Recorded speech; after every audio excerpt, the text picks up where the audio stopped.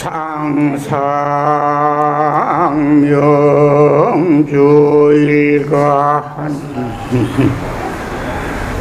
자연수세 편내다니요 기회제기 침분부이남실하손 향내간이로구나 보아니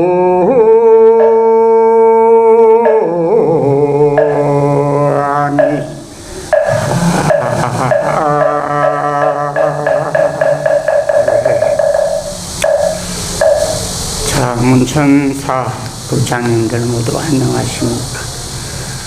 자, 방금 제가 읊은 개송은 지당청에 놓는 이 개송입니다. 장상명주 일과하니라. 지장보살님의 손안의 많이 주는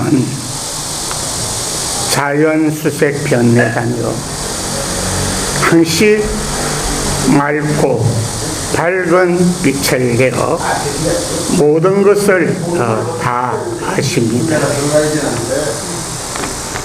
기회제기 침분부이니 기회가 있을 때마다 몇 번이고 그 만이주를 들어 보이시고 우리들에게 친히 분부를 하시건만 암실나손 상대가 아니라 어리석은 모든 중생들이 죽은 뒤에 사는 세계를 생각이나 하겠는가 하는 개송입니다. 즉 지장보살님이 우리가 지장보살님 모시면 보통 손안에는 만이주를 들고 있고 또 어떤 경우에는 6한장을 들고 계십니다. 거기에 들고 계시는 만이주는 우리가 살아생전에 지은 업을 비추어보는 그러한 구슬이다. 그래서 상시 그걸 우리들에게 들어서 보여주시면서 사후의 세계에 대해서 말씀을 하고 계시지만은 어리석은 우리 중생들은 금생의 삶에 빠져서 다음 세상을 생각도 안 하고 살아가고 있구나 하는 그러한 한탄, 찬탄의 소리입니다.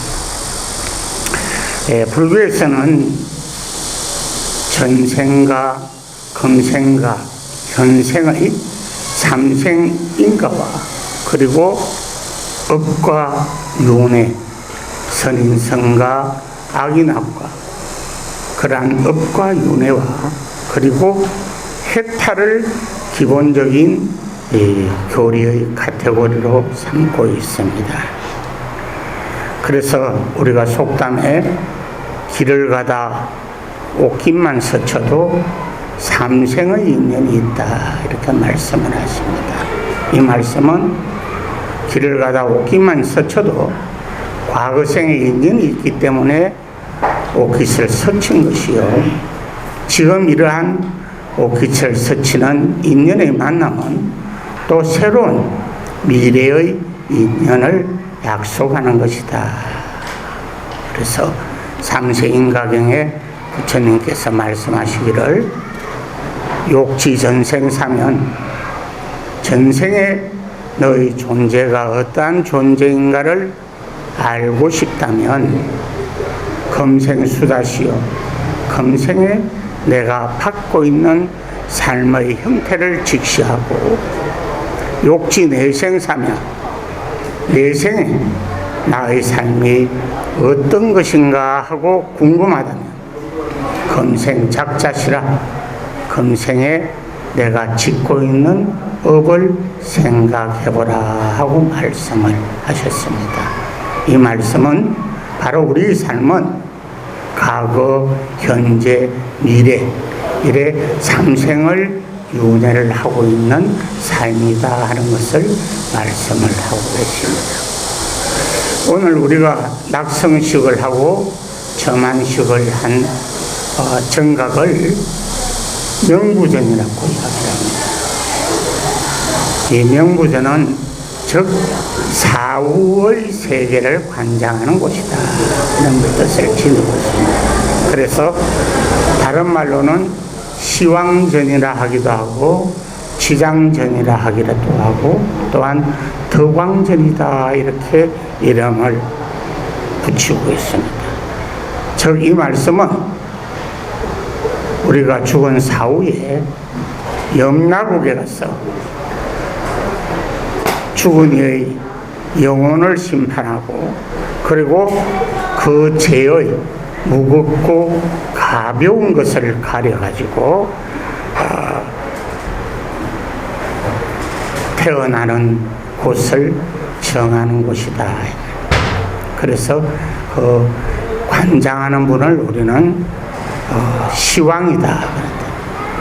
그래서 우리 연전에 보면 신과 함께라는 영화가 많은 사람들이 관심을 걸었습니다만, 이 신과 함께라는 영화에 나오는 영화의 전체적인 그림이 바로 저 명부전 안에서 이루어지는 것이요, 저 부처님 손바닥 안에서 이루어지는, 명부전 안에서 10대 왕을 통해서 어떤 지옥으로가 태어나고 너는 어떤 지옥으로 가고 138개의 지옥 중에서 골라서 태어난단 말이에요.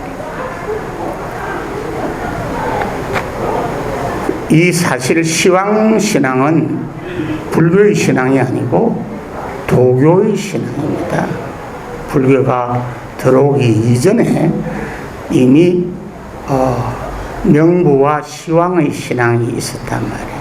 죽은 후에 나의 삶을 판단해서 태어나는 곳을 정해주는 10대 왕이 있다. 그래서 어떤 띠는 어떤 대왕이, 또 어떤 띠는 어떤 대왕이 그렇게 심판을 한다. 그래서 우리가 49제를 모시는 것도 1대 왕부터 10대 왕까지 1제부터 7제 7분의 대왕을 거치게 되고 그 다음에 100일째 소상 대상 이렇게 10번의 과정을 거친다 하는 것이 이 도교의 신앙입니다. 근데 전부 다 지옥에 가서 심판을 받는다니까 염라대왕 앞에 있는 거울이 이름이 뭐예요? 오늘 제가 명부전에 가니까 거울 보셨죠? 명부전에 있는 거울. 아마 지장보살님하고 시왕탱화만 본다고 아마 거울은 못 본 모양입니다. 근데 거기 보니까, 오늘 보니까 거울이 2개가 있더라고요. 그 거울 이름을 뭐라 그래요? 업경대라 그래요. 업경대. 내가 살아생전에 지은 업을 비추어 보는 거울이다. 그래서 염라국의 10대 왕 중에 가장 중심이 되는 대왕이 누구겠어요? 염라대왕. 염라대왕은 5번째 대왕. 그래서 염라국에서 죽은 자의 업을 비추어 보는 업경제를 통해서 너는 무슨 지옥, 너는 무슨 지옥, 너는 무슨 지옥 이렇게 정해진다. 이런 도교와 이제 불교가 만나게 됐어. 이게 종교 간의 습합이라는 건데, 보통 우리가 종교와 종교가 만나면 뭐가 일어나요? 전쟁이 일어난다. 그런데 불교는 종교 때문에 전쟁을 일으켜 본 적은 없어요. 도교의 신앙도 끌어안고, 고유의 우리의 민족 신앙도 끌어안고, 우리의 산신 신앙도 끌어안고, 이러면서 시왕 신앙도 끌어안았단 말이에요. 그래서 지장보살님이 어떠한 분이십니까? 석가모니 부처님께서 다 미륵불이 탄생하시기까지 육도의 중생들을 구제하라는 부촉을 받은 분이 지장보살이다. 그리고 지장보살은 우리 대성불교의 4대 보살이 우리가 예불을 할 때 문수, 고연, 관음, 지장 이 대성불교의 4대 보살이다. 그 중에서 지장보살님은 우리가 대원본존 지장보시다. 그 원력이 너무나 크신 보살이다. 왜? 지옥의 한 중생이라도 남아있으면 결코 성불하지 않겠다는 큰 원력을 세운 보살이다. 그래서 지장보살님은 항시 지옥문 앞에서 그 중생들이 지옥의 고통에서 구제받기를 기원하면서 눈물이 마를 날이 없다. 그래서 이 명부전에 시황전에 지장보살이 들어가니까 어떻게 되겠어요? 지장보살은 뭘 들고 있어요? 아까 뭐라 그랬어요? 망이주를 손에 들고 있단 말이에요. 그러면 업경대는 중생이 지은 나쁜 업을 비추어 본다면 지장보살님의 망이주는 그 중생이 살아생전에 지었던 선한 업을 비추어. 그러면서 지장보살님은 어떠한 중생이든 그 지옥고와 지옥 악의 축생의 사막도의 고통을 받지 않도록 하기 위해서 큰 원력을 세운 보살이다. 그래서 우리가 명부전을 지장보살님을 주불로 삼고 그 다음에 오늘 우리 문천사에도 보니까 양쪽으로 보통 시황을 조성해 가지고 모시는 데도 있고 평화로 모시는 데도 있습니다. 그래서 오늘 문천사에서는 시황을 평화로 모셔 가지고 양쪽에 5분의 대왕을 모셔놨더라고요. 아마 우리 문천사 보광스님께서 연세가 높으시고 힘드신 와중에 그래도 저 덕왕정을 모신 것은 우리 문천사 신도들이 앞으로 사후에 모든 선세 제약 업보를 소멸하고 그리고 모두 다 방생극락하고 삼선도에 태어나기를 기원하는 의식에서 아마 영부전을 새로 설립하고 그리고 지장보살님을 모신 것 같습니다. 이 절에는 옛날에는 절에 거울이 없었어요. 왜 없었느냐 하면 스님들이 거울 보고 치장하고 이러는 것 시간에 더 열심히 수행을 하라고 해서 거울이 없었어요. 그런데 절에 거울이 있는 데가 딱 2군데가 있어요. 어디 있겠어요? 하나는 비로전이라는 법당에 거울이 하나 있고 하나는 아까 이야기한 명부전에 거울이 하나 있단 말이에요. 비로전에 있는 거울의 이름을 뭐라 그러냐면 명경이라 그래요. 밝을 명자 거울 경자. 명부전에 있는 거울을 뭐라 그래요? 아까 업경이라 그래요. 본인의 허물과 업을 비추어보는 거울이다. 이 뜻은 아주 중요한 의미를 지니고 있습니다. 즉 명경에 자기 자신을 비춘다는 것은 부처님께서 바로 너희들 자신이 부처이다. 너희들은 부처가 될 수 있는 자성 청정심을 다 가지고 있다.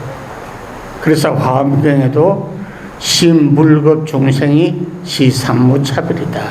마음과 부처와 중생은 차별이 없다. 다만 마음을 미혹하면 중생이라 이름하고 마음을 깨달으면 우리는 부처라고 이름을 하는 것이다. 그래서 비로전에 명경을 올려놓은 것은 너희들이 중생이 아니라 원래 부처이다. 다만 번뇌망상에 찌들어서 중생의 삶을 살 뿐이다. 그래서 내 스스로가 부처이다는 것을 자각하는 의미에서 명경을 붙여놨고, 그 다음에 명부전에는 업경은 내 스스로 생전에 살아가면서 나쁜 짓을 짓지 않아야 되겠다 하는 것을 자기 업을 비춰보는 거울이 업경이다, 이 말이에요. 또 거울이 하나 더 있어요. 옛날에 우리 노보살님들은 얼굴을 다듬고 머리 다듬을 때 뭘 보고 다듬어요? 그 거울 이름은 뭐라 그랬어? 색경이라 그랬지. 색경. 색은 불교의 용어예요. 색적시공 공적시사. 색은 뭐예요? 물질이라는 뜻이에요. 형태를 갖추고 색깔이 있는 것을 색이라 그래요. 그러니까 나의 모습을 비추고 따듬는 것을 색경이라 그래요. 그래서 내가 옷을 바로 입었냐, 얼굴이 제대로 씻어졌냐 하는 것을 비춰보는 것은 색경이라 그래요. 그래서 오늘 우리가 명부전에 지장보살님을 모시고 시황탱화를 모시고 업경을 모시고 이렇게 정황심과 낙성식을 하는 것은 세 개의 거울을 가지고 가야 돼. 첫째는 명경. 나는 원래 부처이다. 다만 미혹하고 번뇌에 쌓여서 중생의 삶을 살 뿐이다. 그래서 나도 열심히 정진하고 수행하면 부처가 될 수 있다 하는 명경을 지니고, 또 하나는 업경. 내가 지은 업은 결코 없어지는 것이 아니다. 그래서 그 업을 항시 비추어보는 거울을 또 하나 지니고, 그리고 또 하나는 자기 스스로가 항시 자신의 모습을 비춰보는 색경을 지니고 내려가는 것이 오늘 점황식을 하고 낙성식을 하는데 참된 의미다. 우리가 점황을 한다는 것은 눈동자를 찍는다는 의미를 지니고 있습니다. 그리고 다른 말로 하면 개안, 열개자 문항자를 써서 개안이다. 즉, 이 말은 어떤 뜻을 지니고 있느냐 하면 눈동자를 찍는다는 의미도 있지만은 미혹한 중생의 삶 속에 부처의 눈을 찍는다는 의미도 가지고 있습니다. 즉, 초기에 우리는 부처님을 일러서 진리의 눈뜬이라고 이야기를 합니다. 즉, 진리의 눈을 뜨면 부처가 된다, 이 말이에요. 그래서 오늘 정화를 하는 것은 부처님을 우리가 보통 조각을 하든 불화를 그리든 그것을 그대로 모시면 그것은 성물과 예배의 대상이 될 수가 없어요. 당시 아무리 좋은 조각품이라도 그것은 성부나 예배의 대상이 될 수가 없습니다. 오늘같이 이런 스님들이 모여서 정한의식을 하고 개한의식을 할 때 비로소 우리들의 예배와 신앙의 대상이 될 수가 있습니다. 그래서 오늘 우리가 지장보살, 관세음보살, 시황탱, 문천사의 부처님들을 모두 정한을 했습니다. 즉 예배의 대상으로서 부처님을 바라보면서 내 마음을 정심을 하고, 또한 부처님을 통해서 나를 비추고, 그리고 제대로 된 삶을 살겠다 하는 서약하고도 같은 내용이다. 불설 형상복덕경에 보면 부처님을 조성하거나 대화를 조성해서 모시는 공덕은 많은 공덕이 있다. 내 생에 예쁜 얼굴로 태어나고 아름다운 몸매를 가지고 좋은 집안에 태어나서 복덕을 누리고 칠복을 지니게 된다 그랬어요. 그래서 칠복이라는 것은 우리 불자님들도 잘 아시다시피 유교 불교 도교에서는 보통 오복을 이야기하잖아요. 부 경제적인 넉넉함, 수 천수를 누림, 강령 건강하고 편안함, 그리고 유오덕 스스로 덕망을 지닌다. 그리고 마지막으로 오복의 제일 마지막 부분 뭐예요? 우리 노부살님들이 내 연불이 오듯이 하는 말이 있잖아요. 죽을 때 편안하게 많이 앓지 않고 죽어야 된다 하고 발언하죠. 그걸 고종명이라고 그래요. 마지막 오복이다 말이에요. 그게 이제 불교에서는 대량이다 해서 크다 하는 의미를 가지고 있는데, 덩치가 큰 것을 이야기하는 것이 아니고 마음이 커서 모든 마음을 담을 수가 있어요. 원효대사가 말씀하시기를 우리의 마음은 좁게 가지면 바늘 하나 들어갈 틈도 없고 넓게 가지면 삼천 대천 세계를 다 쓸어안고도 여유가 있다 그랬습니다. 그래서 마음이 넉넉한, 그리고 마지막으로 경애, 남들이 예뻐해줘. 얼굴이 예뻐서 예뻐해주는 게 아니라 모든 사람들이 그 사람들을 존경하고 예뻐해줘. 그걸 경애라고 그래요. 그것도 큰 복이. 그래서 이런 칠복을 누리게 된다 그랬습니다. 아무튼 그동안 불쌍하고 고생하신 운천사 보광스님 참 고생 많이 하셨습니다. 우리 보광스님을 위해서 그동안 고생한 데에 격려에 큰 박수 부탁드려요. 그리고 우리 운천사 목사님들도 조금 전에 말씀하신 것처럼 오늘 정함과 낙성식의 공덕으로서 모두 칠복을 누리시기를 바랍니다. 모두 성불하십시오. 감사합니다.